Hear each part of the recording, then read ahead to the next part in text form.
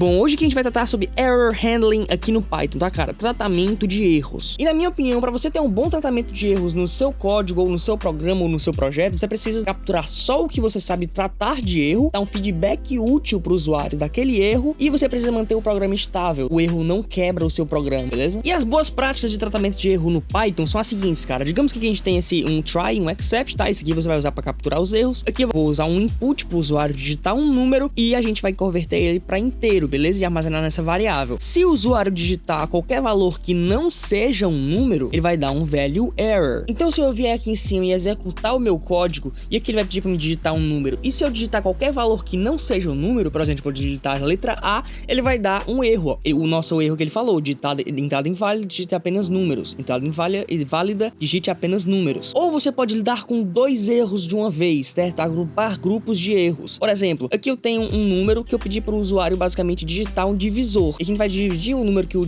usuário digitar por 10. Se o usuário digitar qualquer valor que não seja um número ou 0, ele vai dar o erro pra gente aqui e a gente vai citar esse erro. E vai juntar esses dois erros em um grupo aqui com um parênteses e vamos chamar ele por erro e vamos mostrar o erro aqui embaixo. Então se a gente vier aqui em cima e executar o código da forma que ele tá aqui, ele vai pedir pra gente digitar um divisor, eu vou colocar aqui o número 0 e ele vai dar o erro pra gente. Erro de entrada, division by 0. A gente não pode dividir o valor por 0. E a mesma coisa se eu vier aqui tentar digitar uma letra, ele não vai aceitar. Ele vai dar o mesmo erro, mas agora a questão porque a gente digitou A e não um número. Agora, se você realmente precisar lidar com cada um desses erros de forma diferente, por exemplo, eu quero que a gente vai lidar com, caso o usuário, em vez de digitar um número, digitar uma letra, a gente vai lidar de uma forma, e caso o usuário colocar um valor por 0 para dividir, ele vai dar o erro de outra forma. A gente também pode fazer dessa maneira, beleza? Outra coisa muito importante no tratamento de erros, cara, é o seguinte. Aqui a gente tem basicamente o try, o except, e também tem outro, cara, tem o finally, tá? O finally é o seguinte, cara, depois de você tratar o seu erro ou o seu código executar corretamente, se isso aqui der um erro ou não, ele vai executar o finally. Aqui você pode tanto continuar a execução do seu código, quanto você, por exemplo, se isso aqui der um erro, eu quero que o usuário digite novamente, aí você tem que fazer de uma forma melhor, né? Mas o finally é isso, cara, o finally vai executar depois de um erro ou não. Podemos também criar exceções personalizadas, tá? Exceções são erros. Aqui em cima a gente criou uma classe chamada saldo insuficiente erro, e a gente chamou aqui como exception. Exception significa que isso aqui agora se transformou em erro.